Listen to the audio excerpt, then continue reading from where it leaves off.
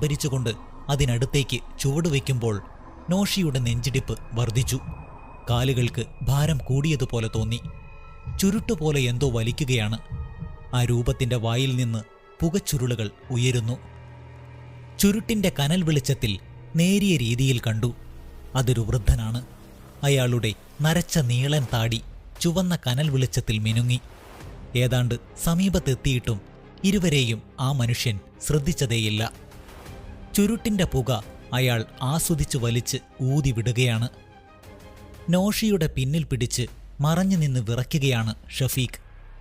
ആ മനുഷ്യനോട് നോഷി എന്തോ ചോദിക്കാൻ ശ്രമിച്ചു. പക്ഷേ അയാളുടെ നാവ് താണുപോയി.